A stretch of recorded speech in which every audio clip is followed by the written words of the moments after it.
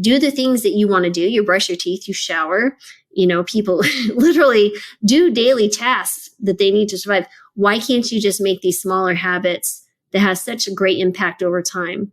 Because I guarantee you're 10 years from now or 20 years from now, that self that's living in that future is going to turn around and say, thank you for taking the time and investing in their future. And think of it as another person, because it really is. You have that person's being molded with their decisions that you're making right now. Absolutely. Very true. And for it being your first film, you were great. So I loved it. Thank you. This is the Healthy Lifestyle Solutions podcast, and I'm your host, Maya Acosta. If you're willing to go with me, together we can discover how simple lifestyle choices can help improve our quality of life. Let's get started.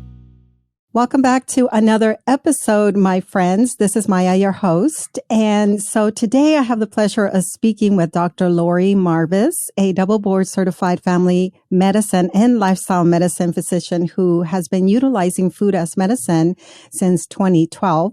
Dr. Marbas is the co-founder and chief medical officer of Mora Medical, which offers physician-led medical groups that employ the power of lifestyle medicine to help patients achieve health. She is the former founder of Plant-Based Telehealth and the first managing editor for the Plantrition Project's International Journal of Disease Reversal and Prevention. Dr. Marbas is also the host of the Health and Mora podcast, whose mission is to provide resources that will empower individuals with the knowledge, mindset, and inspiration to successfully adopt lifestyle interventions and achieve health and well-being. As always, the full bio and the links for each of my guests can be found on the website, healthylifestylesolutions.org. And welcome, Dr. Marbas. Thank you for having me. I'm excited to be here. Well, I'm excited to have you. This is wonderful. Several reasons why I was eager to have you on the show and let the listeners know. First of all, just who you are.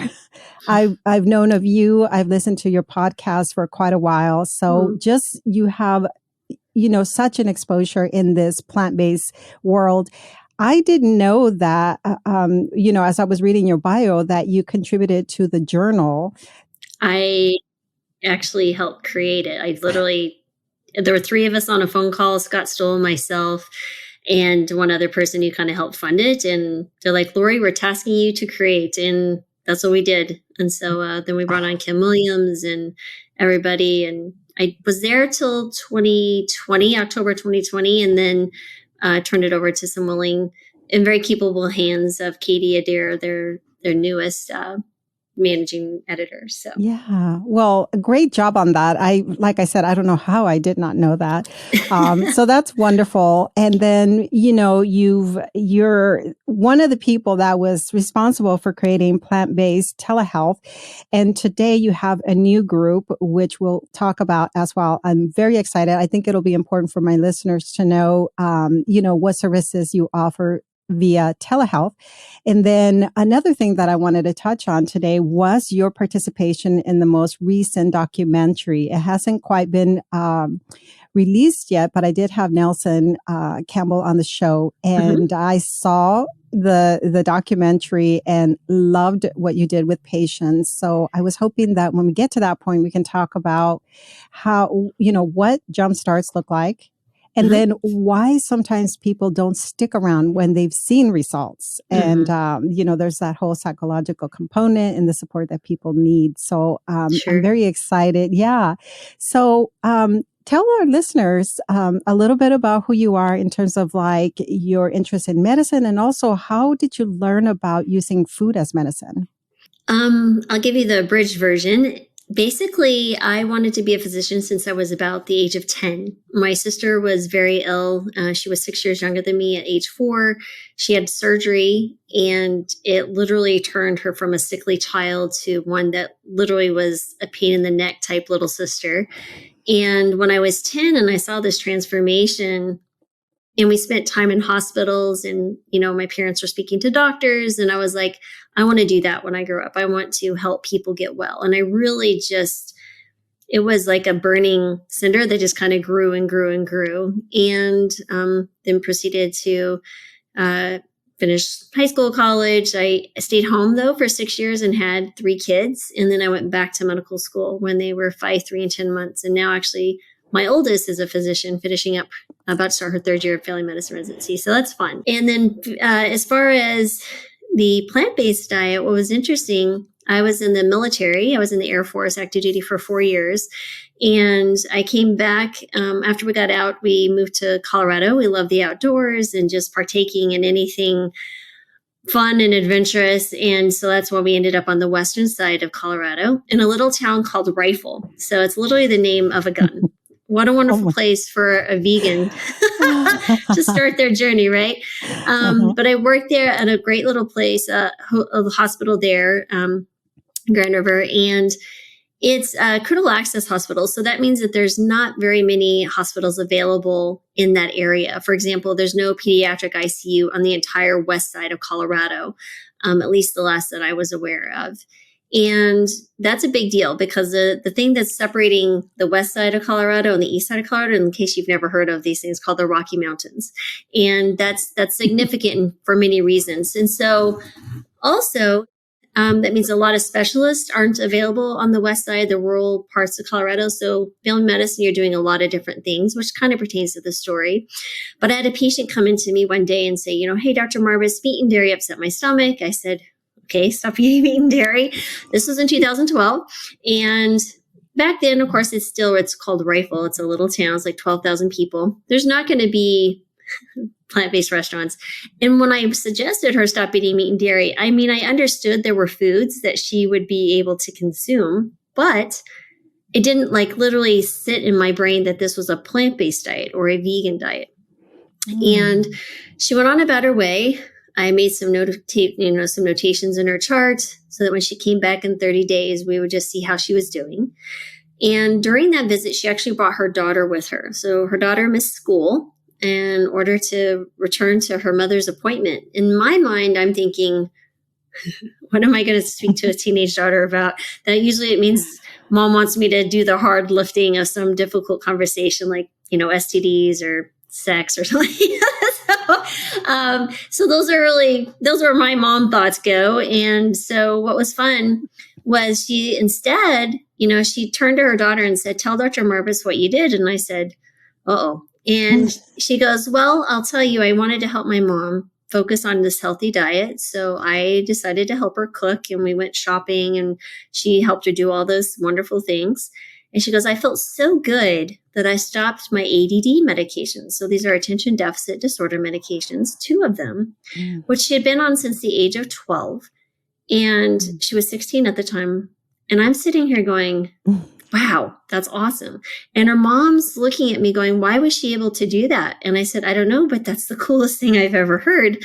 And we really did a deep dive on what they were doing. So what they were eating was fruits, vegetables, beans, whole grains, nuts and seeds, all plant origin. There was no processed foods because, again, we lived in a place that, 11 years ago, there was not a whole lot of vegan processed foods available, much less in a little rural town in Western Colorado.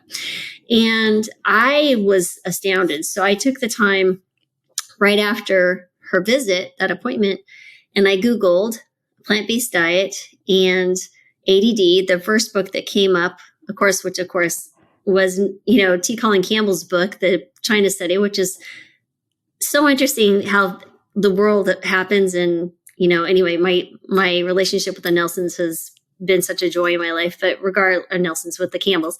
And so I read that book. I read it literally in 2 days. It's 400 pages. And I'm just sitting here reading it going, the turning off cancer with food. What is going on? And as I started really diving into understanding the food as medicine paradigm that was just shift my brain, I really started understanding that inflammation was the key component here, I think, at least for her daughter and in many chronic diseases. And I'm thinking, wow, 2 things. How am I going to bring this to my practice? But how am I going to do this on my own? Because I really feel very strongly that you need to be walking the talk. So if I'm going to tell patients not to smoke, I shouldn't be a smoker. If I tell them to exercise, I should be exercising. And if I tell them to eat a plant-based diet, I better be eating a plant-based diet, because I'm not sure how else I can can give advice if I'm not living what I'm giving. Mm-hmm. And I found that to be very helpful as a doctor, as a mom, as just a friend, as a human in general. So the really fun thing was that within about 2 weeks, as I was trying to just figure this all out, reading more information, how to transition, I hadn't really brought it to the family yet because I understood at that point. So the kids then were 18, 15, and 13. And I was just like, and my poor husband. And I was like, how am I going to do this at home, living in Rifle, Colorado? What am I going to cook? Whatever.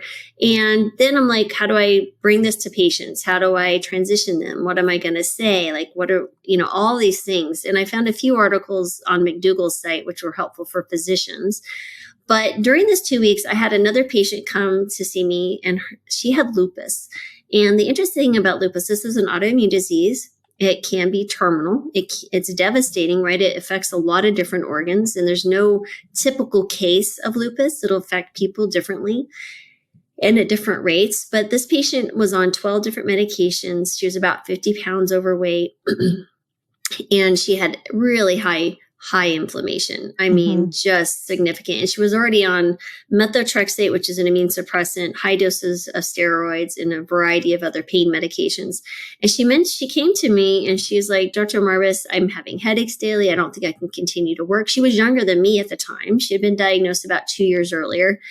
And, as I'm looking back at her whole lifestyle, it was much more than food, right? That affected people. It was stress. It was other habits, just a lot of different things. But for me, the one thing that I could make a suggestion for her was focusing in on what was on the end of her fork. And she was telling me all these things. And I said, I can't prescribe any more medications for you, at least as a family medicine doctor. And there was no rheumatologist on the west side of Colorado. I said, why don't we change what you're eating? And I told her the story about the other patient. And I said, let's measure a thing called CRP. It's an inflammatory marker in the blood. And it was 3 times high normal. And the cool thing was when she came back in 2 weeks, it had dropped almost 300%. So it was just outside of normal. She had lost 8 pounds and her headaches were improved. Fast forward 5 months, she was 50 pounds lighter off 7 to 12 medications. And in about a period of 1.5 to 2 years later, she actually had negative lupus antibodies off of medications made to suppress the immune system and all these different things. Anyway, when she came back I requested her to follow up in that 2 weeks. After 2 weeks, I went home. It was a Friday. And I told the family, we're going on a plant-based diet as of today. I literally took a garbage bag and I put the milk, the eggs, the cheese, meat, whatever I had in the house into the garbage.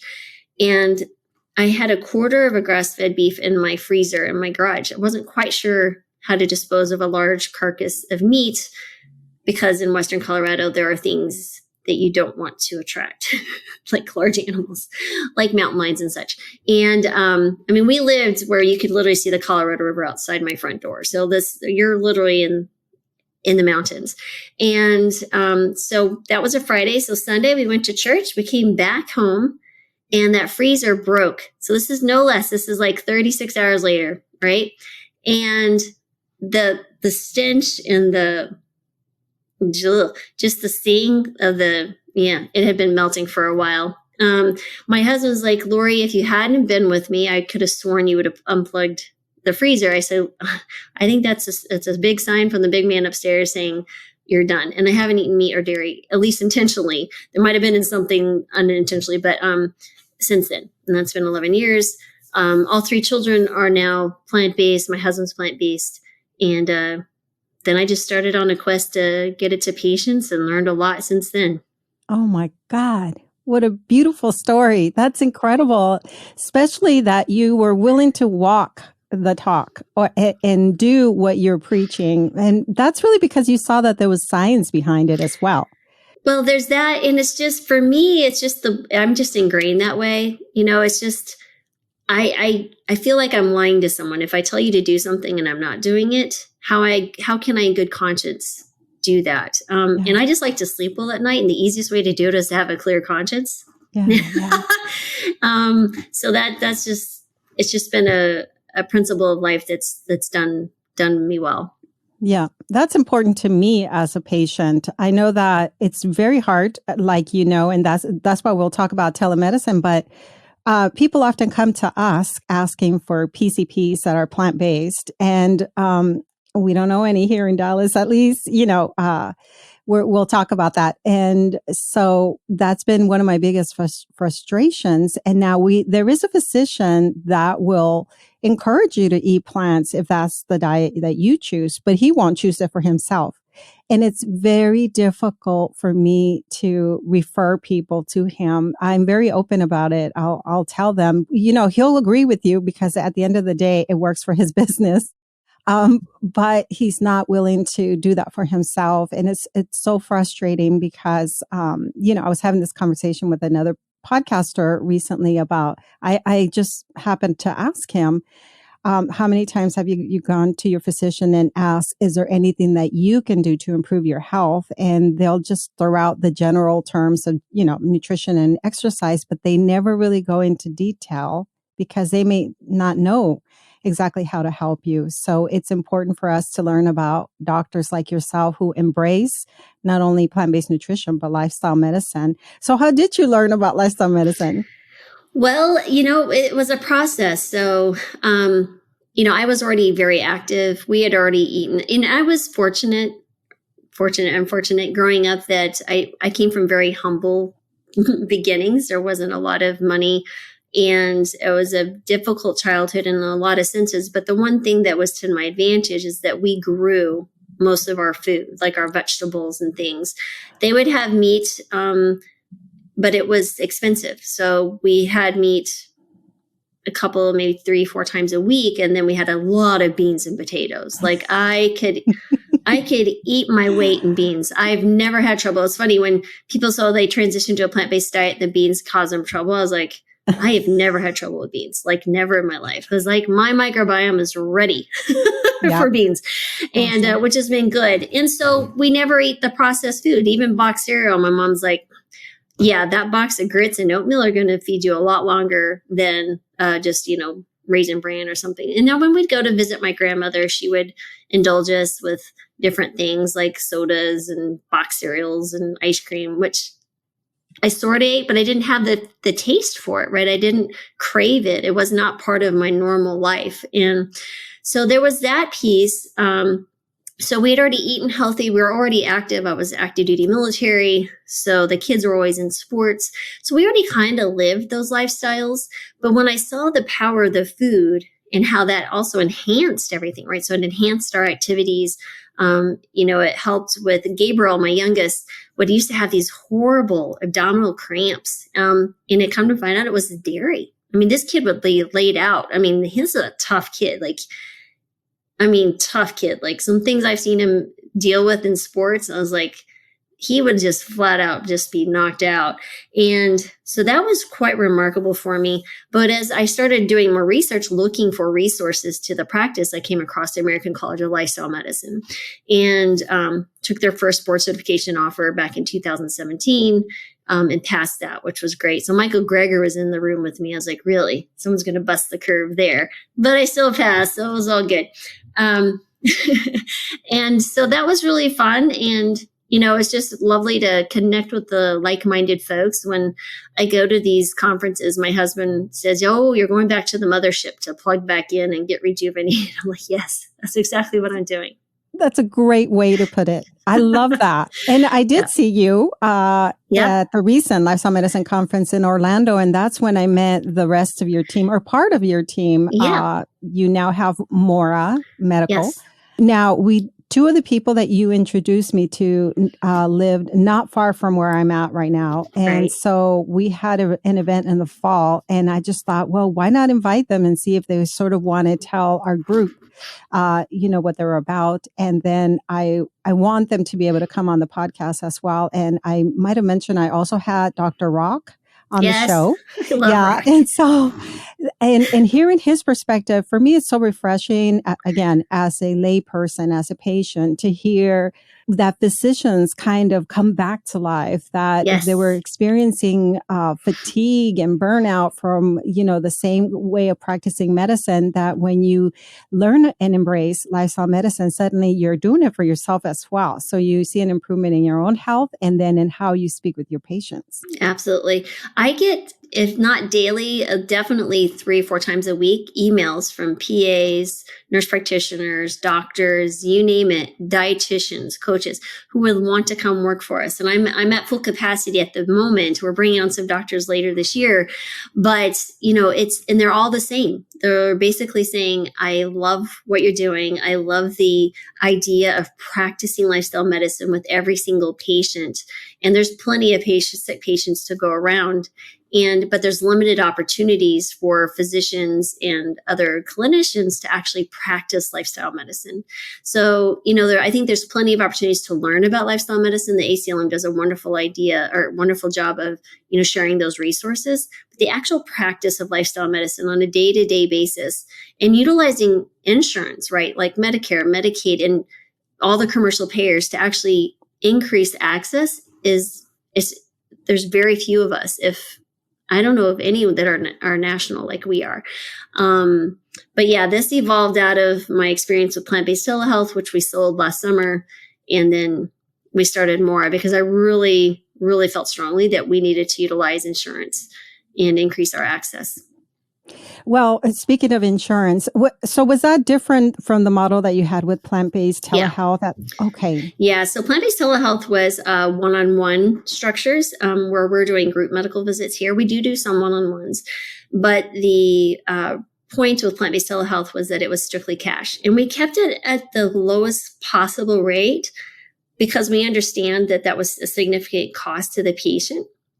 Mm-hmm. But at the same time, it was the fastest way we could actually get into the landscape of, offering, at least plant-based medicine, which basically is lifestyle medicine, because we talked about sleep and exercise and all those things to our patients. But, we were very fortunate that, I should say fortunate and unfortunate, but we launched March of 2020, plant-based telehealth. And so it was right when the pandemic hit.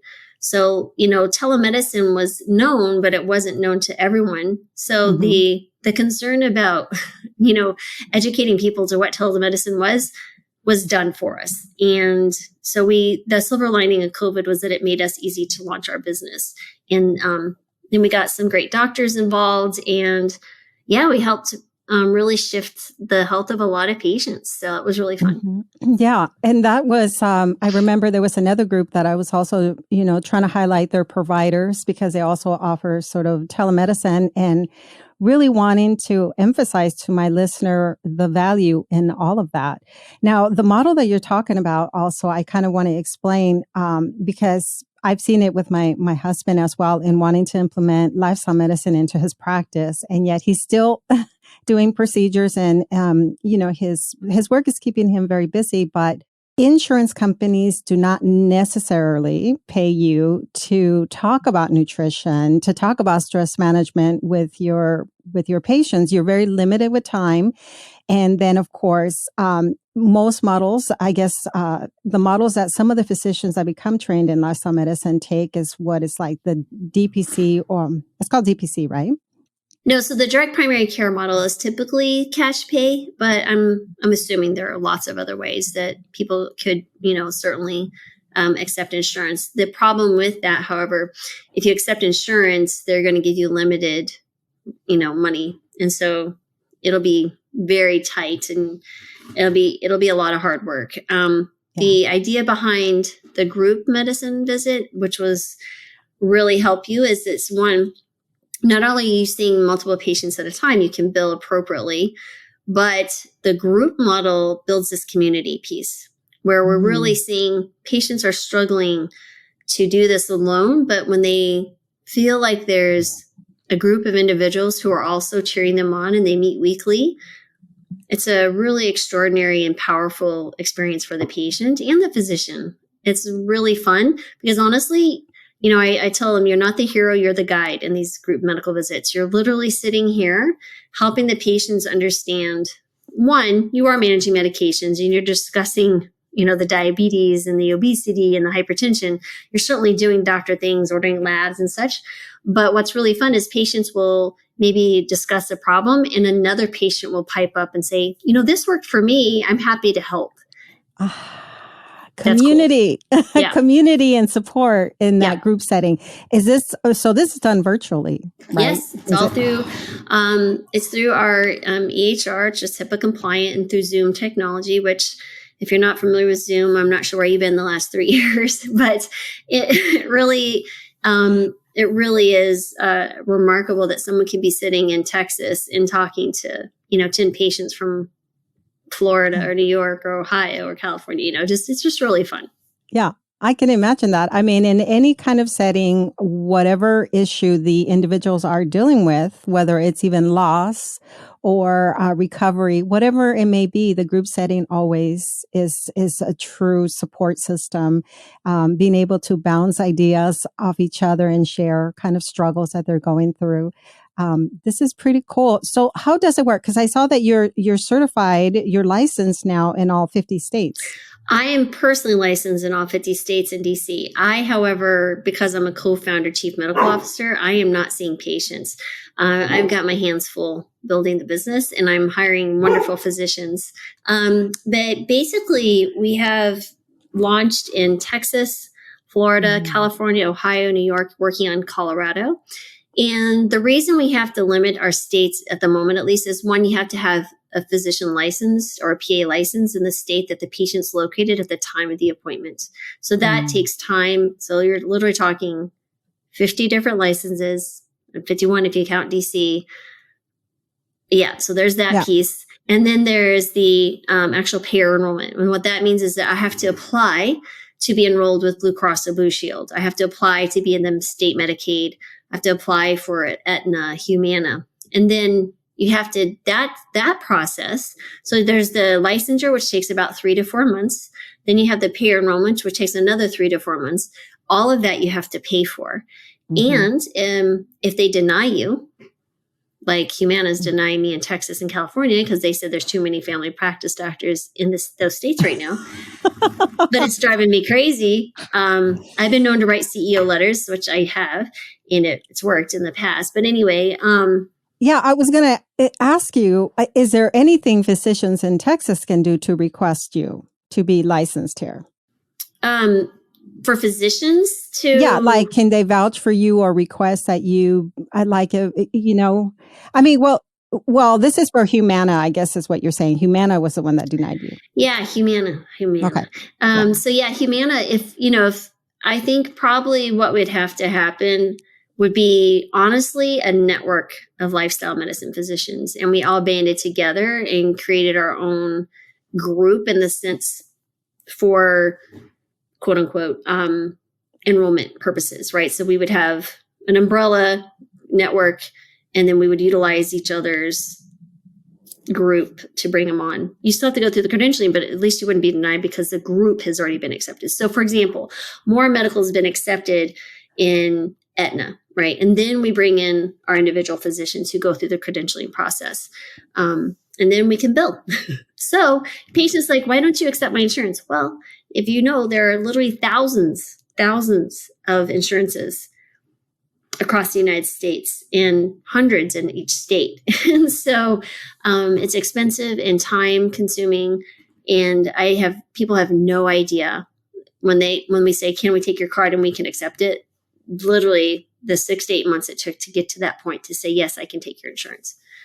I really wish people understood the difficulty. And then you have to go through the process of signing contracts and accepting what they'll give to you.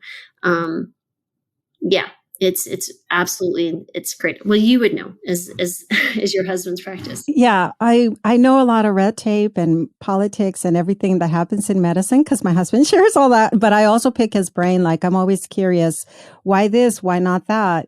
Just all these things that but I think it's important to have these conversations for the listener to know. And often, Dr. Marbas, I have these ideas of I should have someone that represents or can talk about insurance companies and the limitations, for example, Mm-hmm. so that the listener can understand why sometimes there is that frustration when we say, well, there is a telemedicine practice, but some Mm-hmm. of them are more out of pocket. And the Right. person wants to argue about that, but it's more expensive and this and that. And I'm like, but do you realize that your insurance company only gives you like 15 minutes a year of access to your doctor? I'm Mm-hmm. exaggerating, but you Right. are Right. so limited for the amount that you're paying every year for your insurance company. You're very limited in terms of, and it's really the doctor's limited too. They can't Yeah. spend that kind of time with you. Right. And this is why it's important for me to have these conversations so that we can know how to refer patients to you.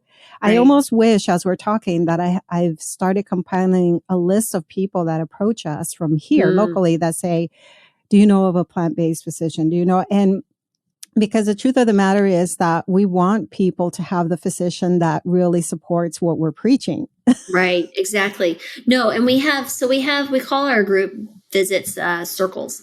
So we have three primary types. We have those focused on chronic disease and reversal, if not, at least improvement, but hopefully reversal.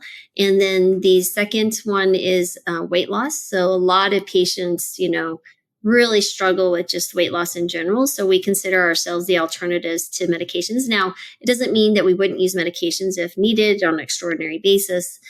And then we have plant-based circles. So the plant-based circles is a 5-week program that typically these are folks who've already been on a plant-based diet or maybe struggling to optimize the diet. Maybe their cholesterol remains high, their hypertension remains high, they're struggling to lose weight, even though they've lost some on a plant-based diet.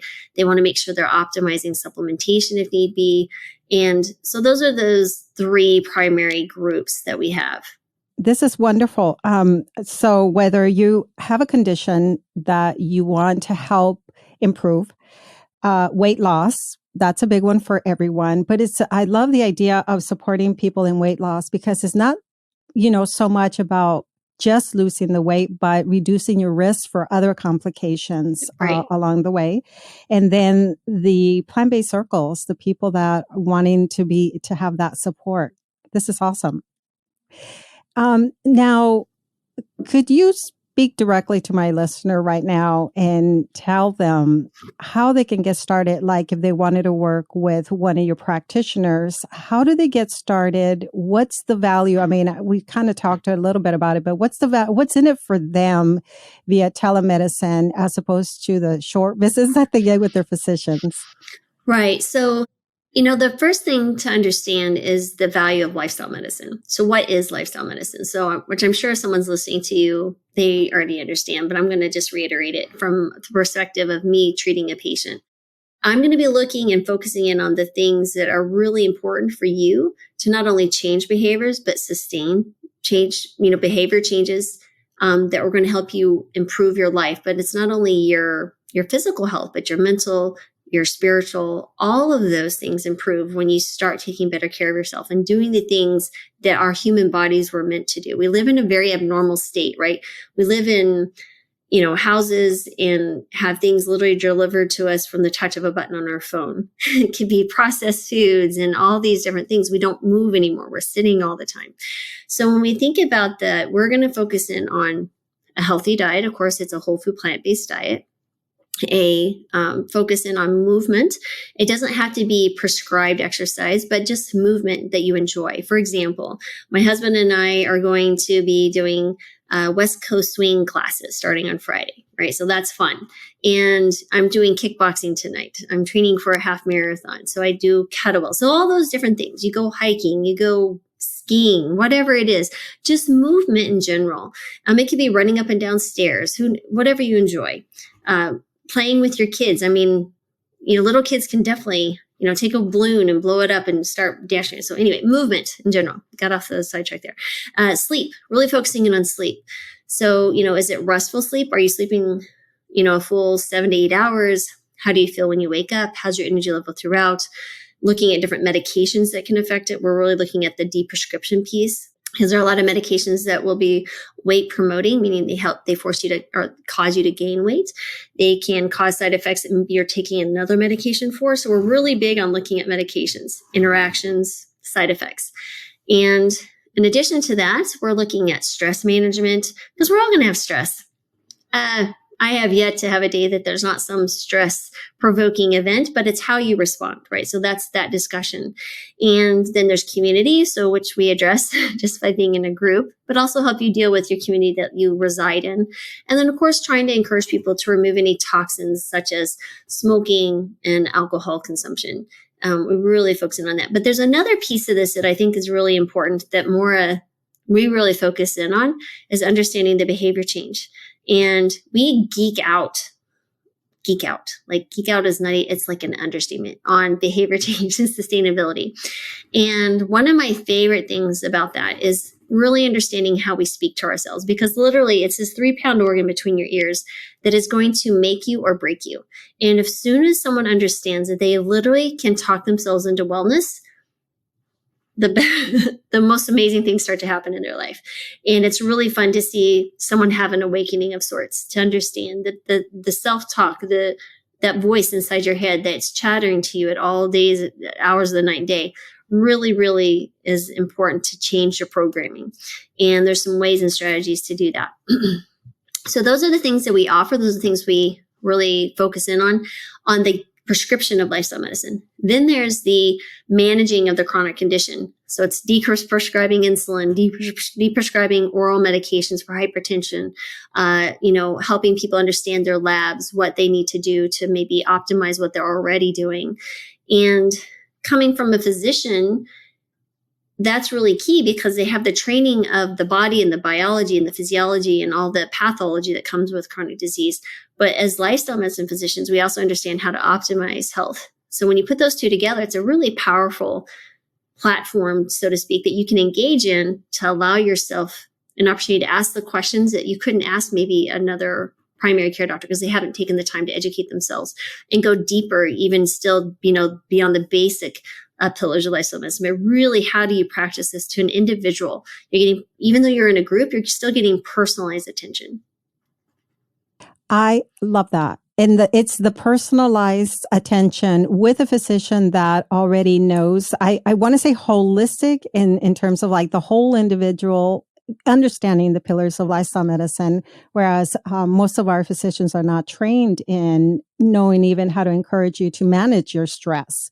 And it's interesting, Dr. Marbas, because as we have gotten into, really understanding the pillars and reading about the science behind why we want to improve our lives in these areas, we work hard in applying those into our own lives. So it's like a little checklist I go through. Okay, I feel like I've mastered the nutrition part. I've been doing that for quite a while. I have a good system now. I have the foods that work for me.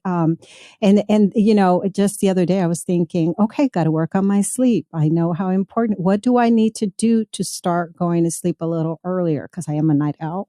Right. Well, and understanding that each individual is going to have, maybe you are, there's 3 different types of people. There's those night owls, there's the early people who wake up, and there's just the kind of in between. And how to work optimally the best you can in the modern world to get your best sleep. And as we age, right, an aging woman might be a little different than an aging man, or a mom of young children. What can we do to improve their sleep and given their very specific circumstances? Yeah. And actually that brings me to a point now that you're saying like the age, but also specific circumstances. So you take into consideration what the individual is going through. If we're going through menopause, for example, our anxiety might be up a little bit more, or we have the hormonal imbalances that are happening. So then how to tweak those as well and work with us. Right, exactly. And, it's really interesting. I think there's some really interesting discussions regarding, and we certainly don't have all the answers around menopause and things that we could do to optimize it. But I don't think we have to suffer as much as we do in the United States. Because when you look at other populations, for example, in Japan, where they have a lot of the blue zones, like in Okinawa, women are significantly lower risk of suffering menopausal symptoms that we consider, well, this is just what you go through. It's the sleep difficulties, the weight gain, the emotional imbalances, the hot flashes, all those things, because they live a different lifestyle. They tend to suffer because they're coming into menopause in a healthier state. And, for me, that's just getting back to the basics, see what's left over, and then we address those more particular difficult problems because maybe there's something else that is occurring. And so some people just say, oh, these are your hormonal fluctuations. We need to give you more hormones. Well, I'm not a big fan of prescribing hormones unless we absolutely have to, because I certainly have prescribed hormone replacement therapy. But again, that comes back to the individual. Maybe they've done everything, like you said, and they're still struggling. Well, then there's genetics to take into consideration, or maybe there's just some things we need to help. And it may be life altering and changing for those folks. But now at least we're going to be using the least amount of medication to get, the highest benefit. Absolutely. Yes. And I want to make sure that I don't forget to bring up your participation in From Food to Freedom, the second film that Nelson Campbell put together. And I'd love to learn how you got involved. And then I'd like the listeners to know as well, because the reason I bring it up is a couple of things. I'm a leader. I'm a pod leader here in Dallas as a result of the first film, Plan Pure Nation. And in the past, we've been known to host local events to help educate our community about the power of nutrition and now lifestyle medicine too. So the second film, once it comes out, and I think that Nelson mentioned it might pre-release sort of on, I think the food revolution through Ocean Robbins. And then he has encouraged us, if possible, to try to screen it at a local theater. And I'm kind of thinking about doing that and see if I can gather a group because it's going to get us really excited. And you're in it. Yes. So I'm in tell it. us. Yeah, I'm so excited. That was my first documentary. So that was fun. I'm in it because Nelson called me up and said, hey, you want to come do this? I'm like, sign me up. And so this was October of 2021. And so I actually celebrated my birthday with these 10 people too, which was really fun. So I turned 51 with a bunch of strangers, except for Kim and Nelson. Of course, we're not strangers. And so we literally spent 10 days in Greensboro, North Carolina, in this beautiful home. And Kim and another chef friend of theirs actually cooked for us for 10 days. I was like, do I have to go home? This was delicious. And it's just, if you know Nelson and Kim, they're just the most loving individuals. And they're just so moved to serve others and do good things. And so it's really fun to be around people like that. And so what was really cool was you meet these individuals and we walk into the home. So we had 8 and 6 of them were type 2 diabetics on insulin. 2 of the others that were not were spouses of those. And over the course of 10 days, we hooked them up with CGMs. We saw, they learned about their blood fluctuations, so we could literally watch them 24/7. And we just watched food do their magic. The other thing that we did was we spent a lot of time, talking. We did a lot of walks, talking about different things, teaching them how to cook this way, how to, when they get ready to go back, doing the best we could to prepare them. And we had great results. We pulled off 4 of them off the insulin. The 2 others were dramatically dropped, like 95%. And the cool thing was really seeing their change of attitude in that 10 days. Now, I don't want to give away the ending, but 50% did very well. The other 50% kind of fell off and went back to their old lifestyles. But that kind of gets back to the point of really needing to focus in on community. So the Plant Pure Pods, the pod community is such a wonderful opportunity to do that, but also understanding that the environment that we're living in, right, is so critical to our success, whether it be our health or to our death. And so it really behooves you to think about, what am I doing in my daily life to set myself up for success? Am I, putting foods in front of me that I see that will prompt me to want to eat healthy? Or am I, not? Am I driving by the McDonald's? I had a patient, this is a good example, that would drive by, was it Wendy's or McDonald's? I can't remember. It doesn't matter. Anyway, I believe it was McDonald's. Yeah, because I remember saying the Golden Arches to him. So he would drive by the Golden Arches on his way to work. And he goes, Dr. Marbas, I just can't stop myself. I have to go get a Coke. And I have to, of course, by then I'm seeing he's like, whatever fast food there. They liked hamburger or whatever. And what was interesting, I was like, okay, so he goes, but I have to drive to work. I was like, can you not go a block out of your way and go a different way? He goes, oh. I was like, yeah. So, human behavior is going to have that prompt. Something's going to have to prompt you. And if the golden arches are prompting you, remove the prompt, by going, it's one block. And then that really seemed to help significantly. So just be thinking about, you can really design your success or failure. Now, granted, there are times that we are not in control, but then it comes down to the decision. You get up, your children, you get them dressed, you get them out the door, you get yourself dressed, you go to work, you do the things that you want to do, you brush your teeth, you shower. People literally do daily tasks that they need to survive. Why can't you just make these smaller habits that have such a great impact over time? Because I guarantee you're 10 years from now or 20 years from now, that self that's living in that future is going to turn around and say, thank you for taking the time and investing in their future.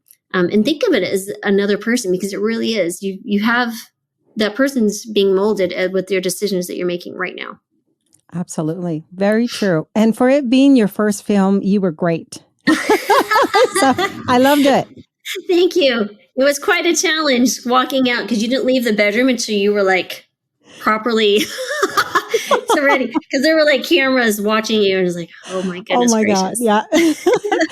I had the opportunity, just to tell the listener, to watch it as a leader, as a Plan Pure leader, and it. Again, the tears. I'm always impacted, Dr. Marbas, by the stories that people tell, the hardships that they endure as a result of having health problems or seeing health problems in other people that they love. Yeah. So it's moving, it's wonderful. And then also you do, so these are like they're considered like 10-day jump starts. So you do the biomatrix. We do blood work. We did blood work there, and we did blood work at the end of the 10 days. And it was amazing. We saw significant improvements in blood sugars, obviously, significant improvements in cholesterol and weight loss. And those three things people are always discussing, right? We're discussing weight loss. We're discussing they want to feel better. They had more energy. They had less pain, all in the span of 10 days. And so that's the part that because I agree with you, we don't want to give it away, but people are going to want to see this movie no matter what, because it's just as encouraging. We need another good film. It feels like every 2 years we need something good to watch. Sure. But it does impact me when I see that people see an improvement in 10 days. And then a month later, they're like, well, I'll have the cookie and I'll have this and that. And then before you know it, they're back to these things. And I agree with you that the support is so important. I believe, and I could be wrong, but I believe that the average person would eat healthier if they didn't have to cook the food themselves. Like if the food were to be catered every day, they would eat the food. Yeah, I would say for the majority, and it tastes good, right? But the amazing thing is this food can taste quite delicious. You just have to take the time to invest in the cooking skills that many of us lost or were never taught, right? And so that's the important piece to understand. Again, people who will spend hours watching television, which is, why can't you spend an hour prepping food on a weekend so you can eat better through the week and have more energy to do more of the things that you love?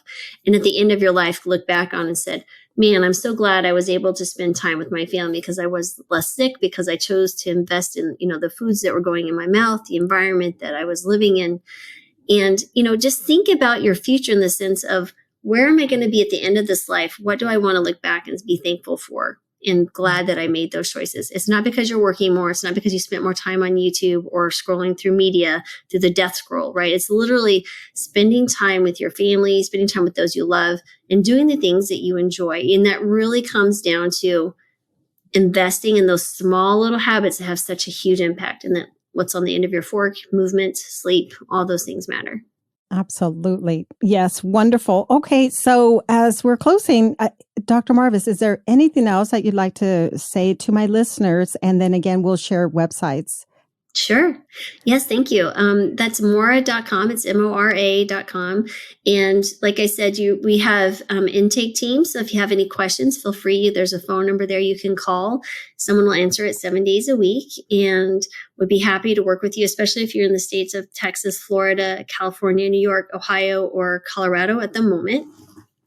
I know I can hear the people going, well, what about North Dakota? What about There's this? always going to be. I'm like, I'm working on it. So it just takes time. So we've been focusing in on populations in places that we have folks like yourselves who can refer to us, where we have a strong network. Like I have a very strong network in Colorado, for example. And yeah, so those are the main things. And write to your insurance companies and tell them to cover lifestyle medicine and to, really say, I want to partake and see these type of individuals. Why aren't you covering it? We bill as family medicine and internal medicine, but if you belong to Humana in Texas, write them and say, I wanted to see Mora covered, but you guys denied them. Why? Please. Or if you're in Humana, California. Oh my goodness. Well, that's a great idea. You just gave me the idea of maybe, I don't know if you have a template with the proper right, but maybe just creating a template that people can personalize and then send over. Send to their insurance company. Yeah, that's a great idea. To get the ball going to cover lifestyle medicine, because it's becoming, we're very fortunate that we know these things. And some of us, like I take care of my own health now. Not always, but now that I know about lifestyle medicine, I sort of know what I need to do now. But individuals need support, period. Yeah. And they need well-informed physicians like your groups. So this has been wonderful, Dr. Marbas. Thank you so much for coming on today. Oh, well, thank you for having me. And it was such a joy to speak to you, because again, these things are dear to my heart, and I just hope that we can help some people. Yeah, I'm sure we did. I can't wait to send people over to you as well, because people have been knocking on our door. And so now we have you. So thank you again. Appreciate it. That was such a wonderful conversation, friends. We would like to thank Dr. Marbas for joining us today and sharing her expertise and experience with us. Her work in utilizing food as medicine and promoting lifestyle interventions to achieve health and well-being is truly inspiring. We encourage you, the listener, to check out the podcast, Health and Mora Podcast, and visit Mora Medical's website, Mora.com, to learn more about their physician-led medical groups that employ lifestyle medicine to help patients achieve optimal health. Thank you for listening, and we're going to catch you in the next one. Again, thank you for being a listener. You've been listening to the Healthy Lifestyle Solutions podcast with your host, Maya Acosta. If you've enjoyed this podcast, do us a favor and share with one friend who can benefit from this episode. Feel free to leave an honest review as well at ratethispodcast.com/HLS. This helps us to spread our message. And as always, thank you for being a listener.